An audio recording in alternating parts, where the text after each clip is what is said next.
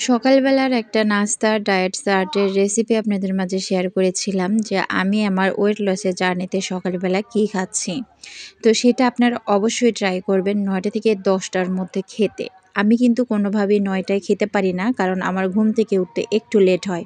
ছোটবেলার অভ্যাস, ছোট থেকেই ঘুম থেকে উঠেই যে কিছু খাবো এটা অভ্যাস ছিল না, যার কারণে এই অভ্যাসটা এখনও রয়েই গেল। যাই হোক, সকাল ৯টা থেকে ১০টার মধ্যে এই নাস্তাটা খেয়ে ফেলার চেষ্টা করবেন।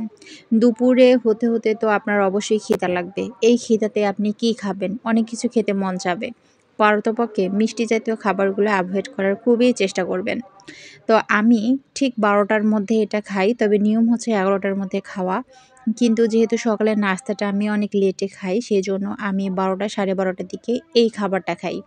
আমার বাদাম ভেজে নেওয়া ছিল না বলে সর্বপ্রথম ঘি দিয়ে একটু বাদাম ভেজে নিয়েছি, আপনারা খেয়াল করছেন হয়তোবা। এরপর একটা ফল পুরাটাই কেটে নিয়েছি। এখানে আপনারা আপনাদের ইচ্ছে মতো ফল নিতে পারেন, আঙ্গুর নিতে পারেন, কলা নিতে পারেন, কিংবা পেয়ারাও নিতে পারেন।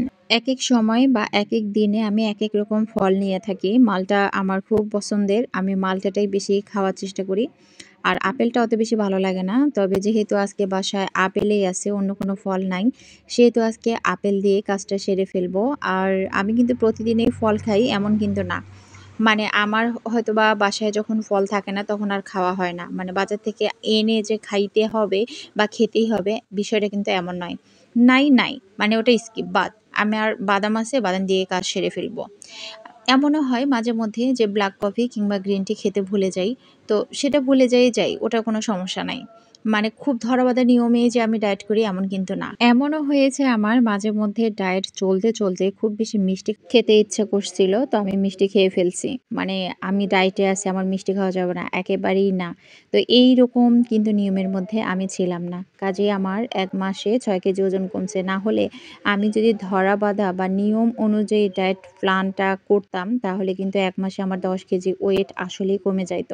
যাই হোক, কথা বলতে আমি আমার গ্রিন টিটা রেডি করে ফেলছি। এখন আমি আমার পুরো ট্রেটা সাজিয়ে নেব। এখানে আমি নিয়ে নিয়েছি গ্রিন টি, একটা ফল আর ১ মুঠ বাদাম। আপনি এখানে বিভিন্ন রকমের বাদাম রাখতে পারেন, যেমন কাঠবাদাম, পেস্তা বাদাম, কাজু বাদাম।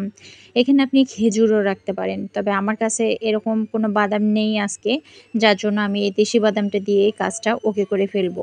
তো এই বাদামটা কিন্তু আমি ঘিয়ে ভেজে নিয়েছি, আপনারা শুরুর দিকেই হয়তোবা খেয়াল করেছেন।